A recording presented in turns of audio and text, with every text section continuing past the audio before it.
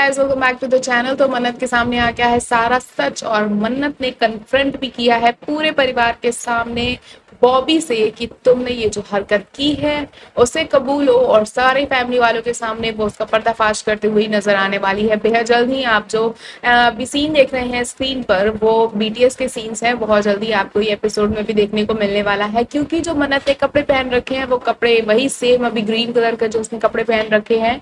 और बहुत जल्द ही ये सारा सच सामने आने वाला है। शालिनी जो है अपने मुंह से मन्नत को इस बात बताएगी कि बॉबी का ये सब कुछ किया धरा है, और मन्नत इस बात को प्रूव करने के लिए किचन से वो लॉकेट भी लेकर आएगी, जो लॉकेट वहां पर बॉबी का गिर जाता है। और ये सारा चीज देखना काफी ज्यादा इंटरेस्टिंग होने वाला है, क्योंकि अभी वहां पर विक्रांत तो नहीं खड़ा है बीटीएस में, हम ये देखते हैं पुनीत लेकिन वहां जरूर मौजूद होता है।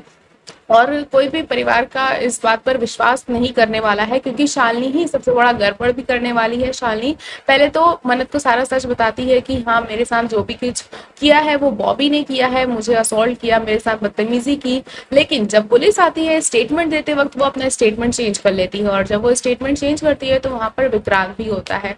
अब विक्रांत के सामने तो मन्नत जो है वो झूठी साबित हो जाती है, और ऐश्वर्या जैसा चाहती है बिल्कुल ही वैसा होता है।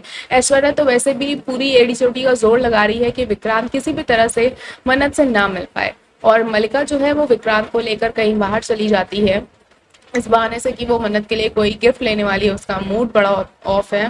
लेकिन विक्रांत एक नंबर के इतने बैले हैं कि जब मन्नत उसे लगातार बार बार कॉल कर रही होती है, और इवन वो कॉल रिसीव भी करता है फर्स्ट टाइम पे, और ये बात कहती भी है मन्नत रोती हुई आवाज में कि बहुत बड़ी इमरजेंसी है, प्लीज मेरी बात को सुनिए। तो विक्रांत वहां पे बहुत लाइटली ये कहता है कि मेरी भी बात इमरजेंसी वाली थी, तुम्हारी ही बातें सिर्फ इम्पोर्टेंट नहीं होती है, वगैरह वगैरह, और उसका फोन काट देता है। मन्नत लगातार बार बार कई बार कॉल करती है लेकिन वो कॉल रिसीव नहीं करता है, और विक्रांत का ये बिहेवियर ऑडियंस को बिल्कुल भी पसंद नहीं आ रहा है, क्योंकि ऐसे तो विक्रांत मन्नत का हर कॉल रिसीव करता है, उसकी हर बात सुनता है।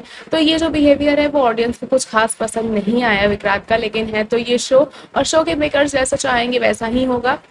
आने वाले एपिसोड में हम ये भी देखेंगे कि ऐश्वर्या जो है वो मन्नत के ऊपर काफी ज्यादा प्रेशर बनाएगी, और कहेगी कि तुम किसी के भी सामने ये बात नहीं बोलोगी कि जो क्राइम सीन था वो मेजबानी था, क्योंकि फिर उसके बाद तुम्हें अपनी जॉब से हाथ धोना पड़ सकता है, तुम्हारी माँ अस्पताल में भर्ती है, वगैरह वगैरह की धमकी। लेकिन मन्नत वो तो किसी की सुनने वाली नहीं है।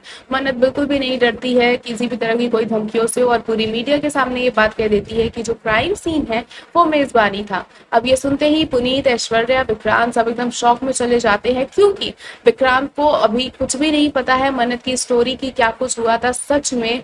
तो विक्रांत जो है वो मन्नत पे काफी ज्यादा गुस्सा भी होते हुए दिखाई देने वाला है हम लोग को। लेकिन बहुत जल्द ही मन्नत जो है वो सब कुछ सामने लाकर रख देगी, सब कुछ प्रूफ कर देगी। और आने वाले एपिसोड में हम देखेंगे किस तरह से शालिनी भी पलट जाएगी सबके सामने। और लेकिन मन्नत जो है वो अपने आप को कंट्रोल नहीं कर पाएगी, और पूरी फैमिली के सामने जाके बॉबी से कन्फेस करती है।